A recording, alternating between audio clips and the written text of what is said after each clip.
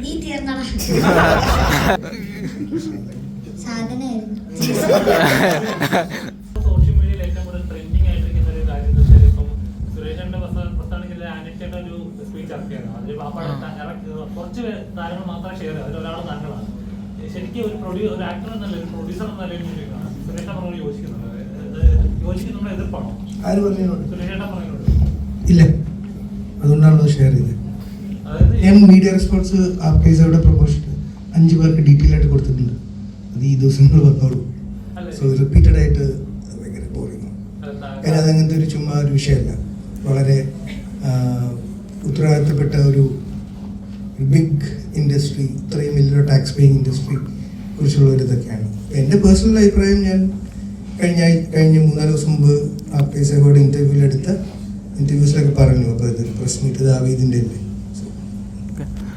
ഞാൻ ആദ്യം ചോദിച്ചതിന് ഉത്തരം പറഞ്ഞു. പെപ്പയുടെ കൂടെ അഭിനയിക്കുമ്പോൾ എങ്ങനെ ഉണ്ടായിരുന്നു? പെപ്പ വല്ല ടിപ്സ് ഒക്കെ തരാറുണ്ടോ?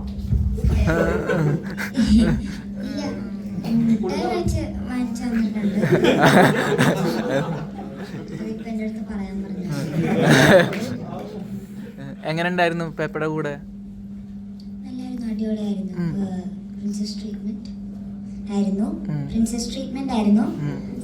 എല്ലാരും ലിജോ മോൾ ചേച്ചി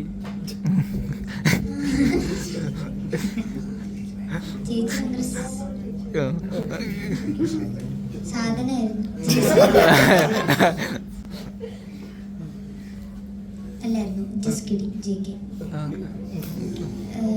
എല്ലാരും ഭയങ്കര കൈൻഡായിരുന്നു, ഫണ്ണി ആയിരുന്നു, അടിപൊളിയായിരുന്നു.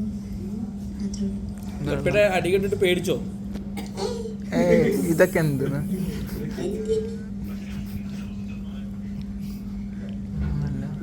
ഇടി എങ്ങനെ ഉണ്ടായിരുന്നു നേരിട്ട് കണ്ടപ്പോ?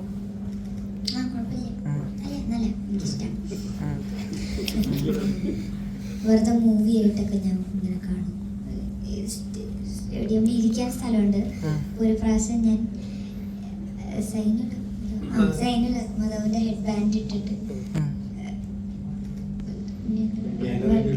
ഗാലറിയിൽ ഇരുന്ന് കാണിച്ചപ്പോ ഭയങ്കര ജലസായി പോയില്ല. സൂര്യ പെപ്പയുടെ പടം കാണാറുണ്ടോ? ഇഷ്ടപ്പെട്ട പടം RDX. പെപ്പയുടെ ഐഡിയാണ് കൂടുതൽ ഇഷ്ടം? എല്ലാതും.